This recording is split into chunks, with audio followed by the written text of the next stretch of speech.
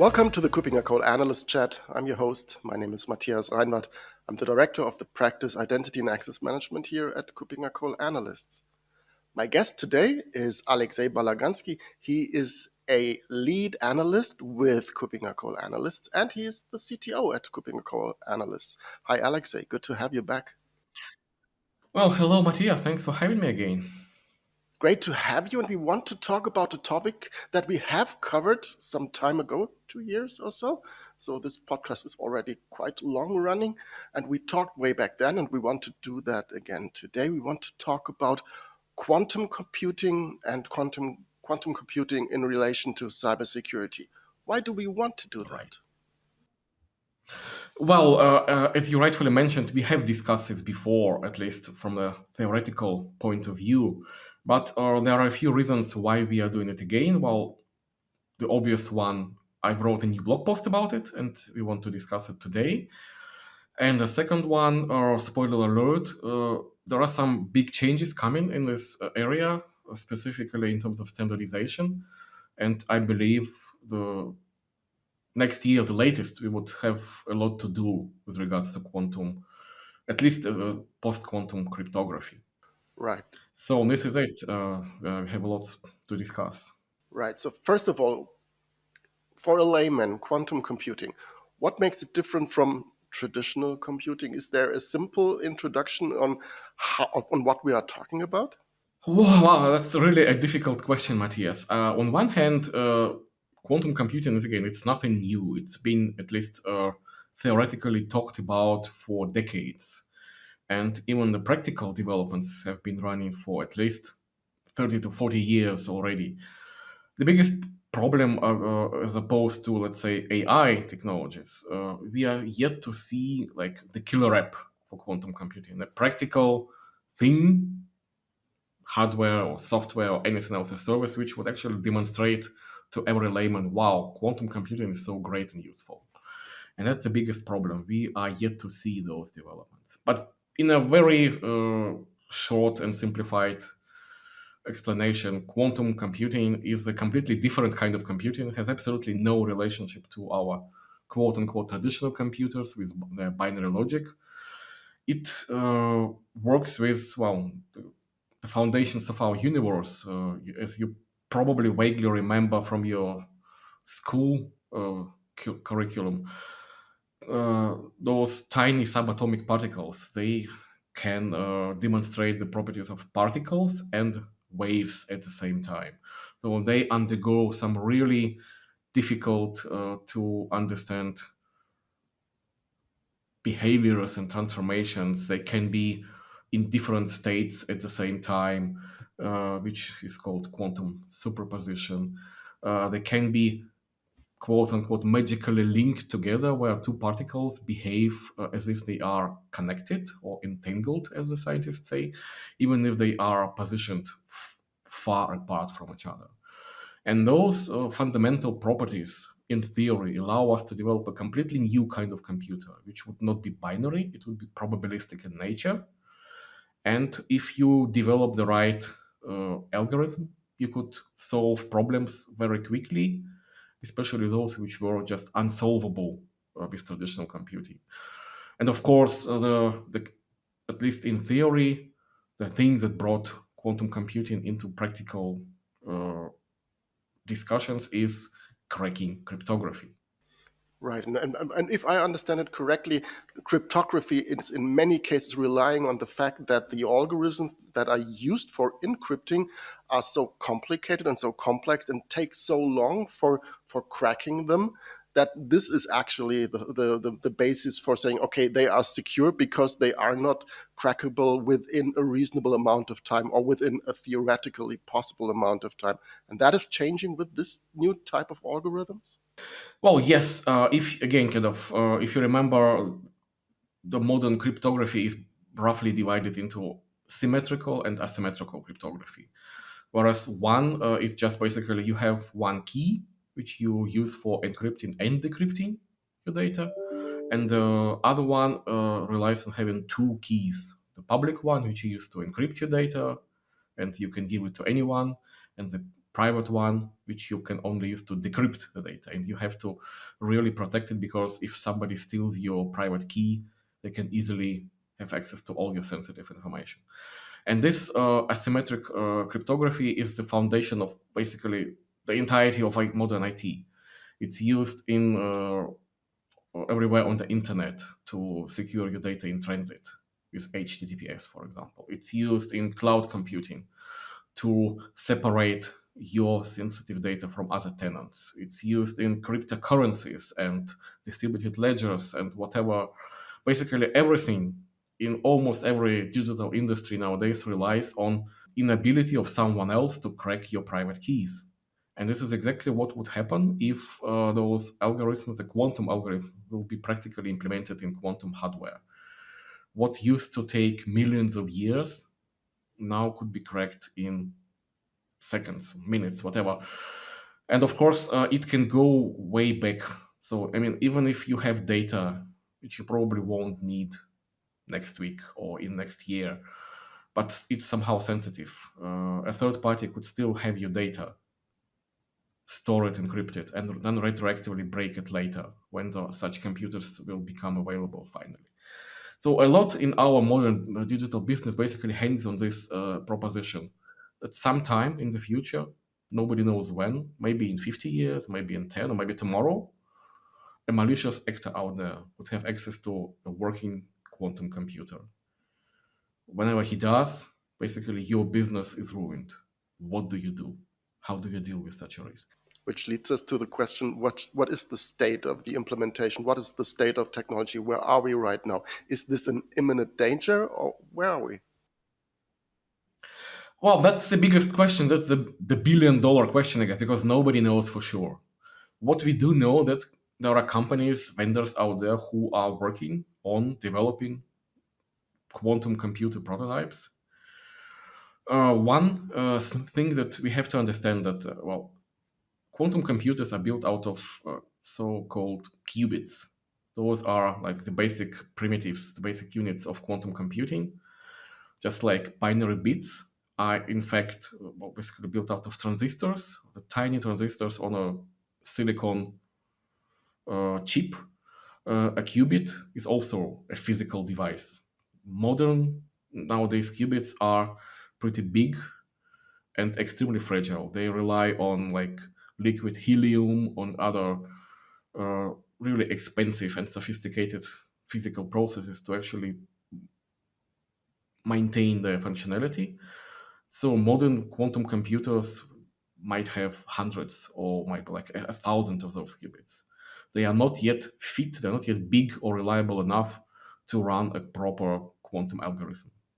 So we know that nowadays a quantum computer basically reminds of the early days of aviation. Those first flights by the Wright brothers, when your plane would probably like hop and fly 50 meters and then break. This is exactly how modern quantum computers work. They break a lot because they are prone to noise. If your quantum bit is not cooled properly or there is some electrical interference, it will not produce the expected results. It will be noisy, as I say. And of course, noise breaks quantum computations. So nowadays we are still safe. The only question is what will change tomorrow? Talking about changes tomorrow, you mentioned the spoiler alert. What is behind that spoiler alert? What need organizations to prepare for the future? What is coming? What is already visible on the horizon? Well, that's an interesting discussion on itself because, yeah, a lot of people just plainly deny that quantum computers will become accessible in the next 10, 20, or even 50 years. But there is also quite a lot of people who say we'll better be safe than sorry. On the side of caution, we want to be prepared today. And among those people and organizations is the American National Institute of Standards and Technology, the NIST. And they have been running this quantum preparedness program, if you will, since 2016. They've been working on developing new modern standards for encryption, for cryptography, which is in theory resistant to future quantum computers. So it won't be as easily breakable as modern implementations. And if I remember correctly, they are almost there. I mean, they have reached the final stage of the standardization process. We already know almost certainly which algorithms will be adopted as standards, but the official announcement will probably follow early next year. So basically, in 2024, we will know for sure which standards we will have to implement. And since it will become at least a standard in the US, I would argue that the majority of the industry will have to follow. They will have to implement those standards. And of course, it will trickle down to us as well, as customers, as analysts, as the rest of this community. Right. And that also means that that effort that they led since 2016, as you've mentioned, at least can identify algorithms that will be quantum resistant, quantum safe.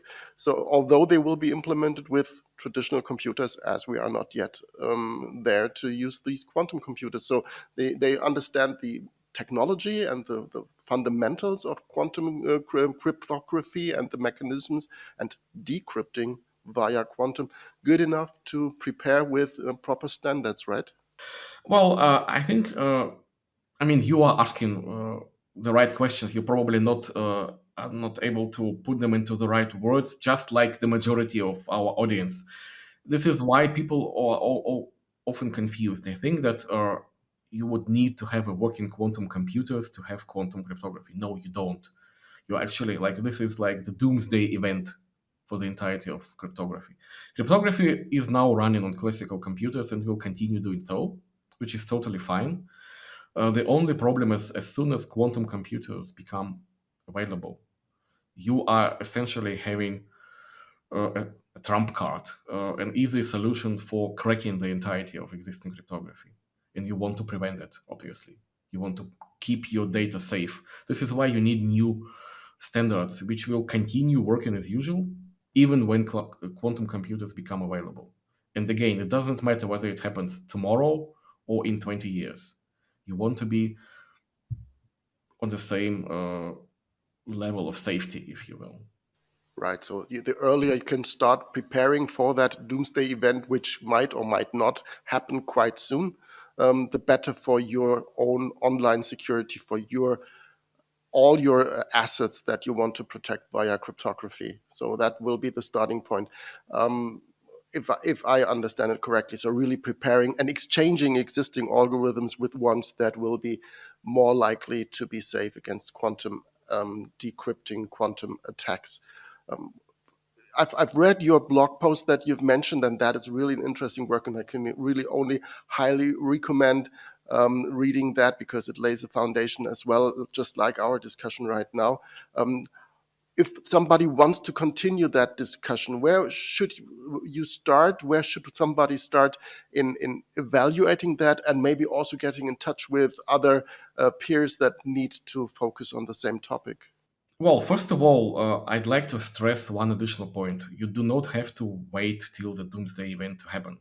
You have to start, well, ideally yesterday, but at the very latest tomorrow. Because this whole notion of quantum computing as the only event that would change the safety of your cryptography is profoundly wrong. This whole idea of being cryptographically agile is actually much older than quantum computing, and we have just in the last few years we have already experienced at least several uh, lesser doomsday events, if we will stick to that term, which had nothing to do with quantum, and yet they have profoundly changed the field of cryptography. If you remember, for example, the heartbleed bug, it was merely a weakness in implementation in a very specific cryptography library, OpenSSL. But everyone uses OpenSSL. So everyone was suddenly exposed to basically breaking your existing encryption, even with traditional classical algorithms. No quantum computing needed. We also have outlived quite a few deprecated standards, DES, like DES, SH1, and so on. Those are standards which used to be considered safe Now they aren't, simply because we have cloud, we have large scale computing, which is already strong enough to break those methods. So you have to be cryptographically agile today just as well as tomorrow. And this is exactly the point. Your existing IT infrastructure has to be inspected, evaluated, and you have to understand how difficult it is to replace your encryption algorithm in your cloud application. How difficult it would be to re-encrypt your database, for example, without a lot of downtime. What if you have petabytes of data, but you have to access it every second? You cannot just shut down your entire business for a week just to apply a new cryptographic standard. So if you want to be cryptographically agile today, you have to think about those challenges and you have to invest into perhaps a more modern hardware or a new software. And this is exactly what you have to be looking around today, talking to vendors, asking how cryptographically agile their solutions are, talking to experts like us, what should be like the priority recommendations and guidelines and so on. Maybe even attending a couple of conferences and learning what the leading experts in this area have to say to you. Right, and thank you for sharing that bigger picture, giving that bigger perspective. So it's by far not only quantum, which is one part of the equation, but as you've mentioned, there are other aspects, scalability, just power of computing, or weakness of algorithms, or just new developments in other areas that should be considered for this cryptographic agility that you just mentioned. And of course, yeah, talking to us is a good starting point as well. At the end of this podcast episode, of course, we want to mention our conference, and you've mentioned conferences. There are other good ones, but ours is, of course, highly recommended. It's the Cyber Evolution, which will take place in mid of November in Frankfurt, Germany, which will cover that topic, also some cryptographic agility and cybersecurity in a more modern world, AI plus quantum plus anything else. These are the topics that will be covered there. You will be there as well? Sure. Looking forward to meet you, Matthias, and our listeners there as well. Right. So that's a perfect ending of that episode. I highly recommend reading your blog post on our website. It's there for free. Just go to the blog section and you will find it very easily. Reach out to us if you have any questions. If you have any comments or topics to cover in that podcast, please leave a comment just below that YouTube video, or reach out to us if you are listening to this episode on any other podcast outlet. Thank you very much, Alexei, for being my guest today, for sharing your insights here.